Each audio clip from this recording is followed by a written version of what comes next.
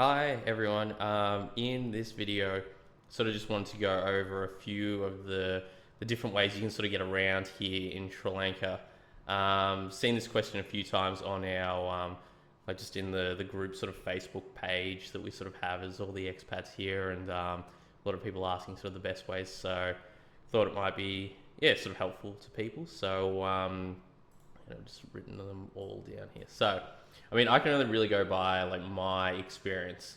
So this isn't really, don't take it sort of as this is the only way, or these are the only sort of ways, or if I say something is sort of being good for me, it might not so much be the case for somebody else, and sort of vice versa. So I can only really just go by my experience, and I can just talk about, my experiences with things. So, I mean, so I'll start with the buses. So you've sort of got two types of buses. You got sort of just the normal bus, and then like the sort of more private like highway AC buses. So the normal bus is what you'll just get, if you're just going into like Gaul or something like that, or around Colombo, just in the sort of through the different sort of suburbs, I guess. This is pretty cheap. Depending on how far you're going, it's like, I recall when I used to get it, it's been a while since I've been on one of the buses, but from where I was to go about 7 or 8 k's into Gaul, it was like 20 rupees. So, it's really cheap. It does get like crowded and it's hot and the bus drivers are a bit crazy. So, those are sort of things to keep in mind, but it's obviously really cheap, and they just squash everybody in, and there's no like real timetable as far as I've come across. I mean, there might be, but I've sort of found you ask, like, you'll just sort of tell the guy where you're going at one of the buses at the big sort of bus station, and he'll just tell you which bus to get on. Or if you're just at a smaller bus stop, as they're driving past, they'll slow down a little bit, and you just yell out where you're going, and he'll either wave to get on, or he'll just sort of shake his head, and they'll keep going. So there's that. Then with the highway buses, they're for more going between the districts. The ones that I've been on. So I mean, I used to get it from up in Colombo down to Gaul a lot, and the other way around. They had the one, so they've got it in. It was Maharagama. Now I think it's like Makambura or something. They got that one. They got the Kadawala one and the Kadawatha one. So they're the three sort of in the Colombo area, and then they'll come down sort of to Gaul, to Matra, I think over to Kandy, probably other ones as well. They're a bit more expensive, but they go down the highway, on the actual like highway where they can go 100.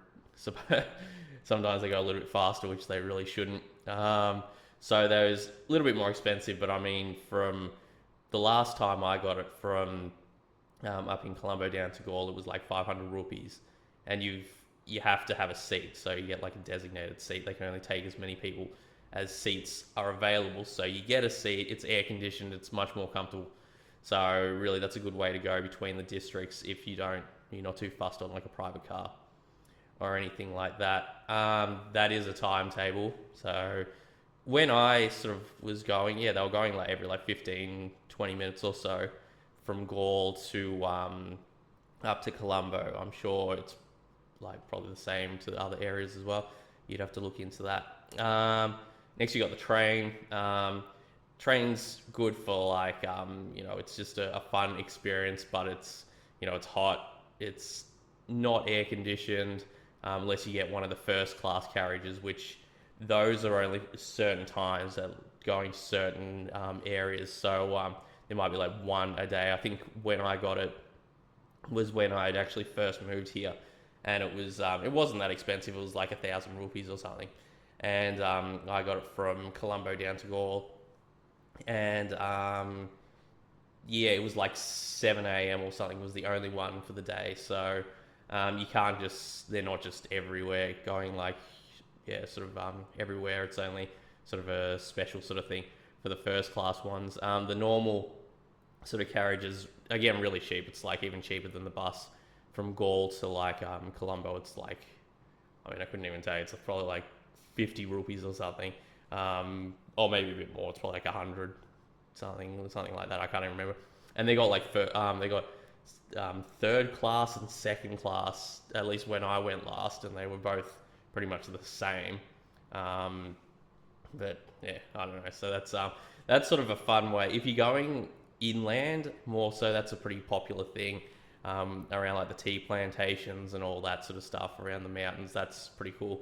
Sort of, it's more of like an experience, I suppose, for the train. Like you probably wouldn't do it as like a regular thing. If you were going somewhere far, you would probably be more inclined to get like the highway bus or something. So then you got like Pick Me and Uber. These are really good. So Pick Me in particular, I use a lot more when I'm in Colombo and when I was living in Mount Lavinia for a little while, because they're sort of readily available there. These are good because then there's no sort of like hassle with prices and that. Like it's through the app, as I'm sure you probably use like Uber. It's exactly the same thing. So those are, yeah, that one's really handy for if you like sort of regular sort of using and you have to get around, but you can't be bothered with like negotiating prices and sort of stuff like that. That's good. And also giving directions. You just put your location of where you are, where you're going. It has like a set price for that, and it's the guy just rings you and says that he's there. Sometimes he might need some directions and that. It's hard if you're getting if you don't speak any Sinhalese. I would recommend getting like one of the cars instead of one of the tuk-tuks. Just some of the tuk-tuk guys, they don't really speak much English, and yeah, so I sort of had with the tuk-tuks, it's a bit of a mixed sort of experience with that. Like sometimes they really didn't know where they were going. They didn't seem to know how to use like Google Maps or anything like that, so that made it a little bit more difficult, especially when I couldn't speak any Sinhalese. It was a little bit frustrating. So the cars are probably better in that case, but obviously the car's a little bit more expensive, but still really not that much. And you can use that as well if you're going maybe to like the airport or something like that. That's really handy. Or if you are doing long trips as well, really good, because I find it's sort of it's a fair price and you're not going to get ripped off or anything like that, whereas you might be inclined to with other sort of drivers and other things. It's unfortunate because Pick Me isn't really that sort of widely used outside of Colombo unless you're going for longer drives. So here, if in Gore, if I was going to the airport, I would find a guy pretty easily. But if I just wanted to go from, like 5Ks or something, there's probably not really going to be someone that willing to take you. So that's sort of a bit unfortunate. So next, I suppose, is the metered tuk-tuks. Those are more so in Colombo as well. I haven't really seen too many around this area here in Gaul, and outside of Colombo, they're not really as sort of readily available, which is a bit annoying. Even the ones in Colombo, still keep an eye on, because sort of watch the meter as you're sort of going through your trip, because sometimes I've had it where it would be like, I would know what the price was meant to be. Say if it was like 4 rupees per like 100 meters on the meter itself. And then as soon as the meter kicks in, it starts going up like, 6, 7, 8 rupees per 100 meters, which doesn't sound like a lot, but it adds up. And so, I like to, you got to keep an eye on that, because if the guys are sort of waiting there at the touristy type things or big sort of known places where a lot of foreign people and tourists will go, and then they'll see you come out, they race across the road and try and wave you into their tuk-tuk. Just be aware with that. I like to get guys who are sort of driving around looking for a fare, or as I said, Pick Me, things like that. The guys who are just literally just waiting there at these touristy spots, like, keep an eye on that. So then you sort of got private drivers. These are going to be more expensive generally if it's done through like a sort of touristy type agency, especially if you're if they talk to you in US dollars. It's always going to be like way more expensive than what the price would normally be. So obviously very convenient. The guy will, like, if he's your tour guide or something, that'll be sort of really handy for you. He'll just drive you around. He'll take you to all the places. It's easy, but yeah, always going to be more expensive. Sort of a private driver booked through any kind of like tourist type agency type thing. So with the and then the next one is sort of the non-metered tuk-tuks. These are the ones that you're going to get in the areas really outside of Colombo. Um, so these, like, I don't really get tuk-tuks or buses or anything anymore.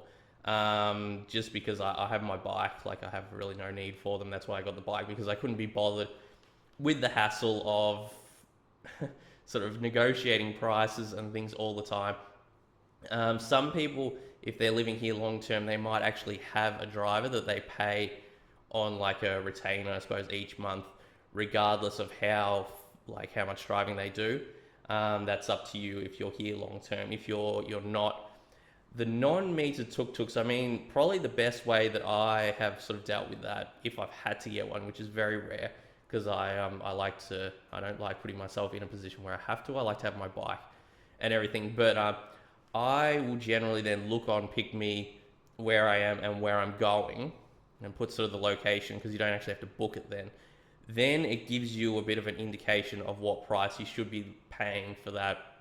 Obviously now, I mean, I've been living here for years, I know the prices of what it should be, but if you're just sort of learning, that's sort of one way to sort of work out, just get a sort of a rough idea of what you should be paying. I mean, like a lot of the drivers, they'll say, oh, that's Pick Me price, like, nobody uses Pick Me price. I mean, it's up to you, like you're the one paying, so I don't know how that works. So that's sort of one way, just so that because sometimes I've had them and they'll just say like a ridiculous price, like it's just up the road, and they'll quote you like 2,000 rupees for like something stupid like that, which is ridiculous, and that's sort of is annoying. So that's sort of one way to sort of combat that, I suppose, potentially. So then the last one, yeah, you can sort of rent a car or a scooter or something. Keep in mind that obviously you do have to have a driver's license. The place where you're booking them from, generally the people won't care that much. They'll just, if you're paying, they'll let you book it. So that's on you. If there's an issue though, and you crash it and you're not licensed, then your insurance isn't going to cover you, and then you may have issues. So generally, if you're getting a car from a car rental place, the people will sort of be able to a lot of times you can ask them if they can organise your recognition permit, so your Sri Lankan driver's license conversion type thing. A lot of times they'll be able to do it, depending obviously on how long you're booking a car for, how much you're paying, things like that. If they're not, I put up another video, check that out, on how to actually get a Sri Lankan driver's license, because it is important. It's not that expensive, and it's definitely worth it. If there's going to be issues, you could get yourself into a lot of trouble. A lot of people don't bother. That's up to them. I think it's worth it, but yeah, that's up to you. So yeah, hopefully this has been at least a little bit helpful. Obviously there are going to be other ways to get around as well, but that's just sort of the ones that I've used and experience that I've had. So yeah, I'll see you in the next video.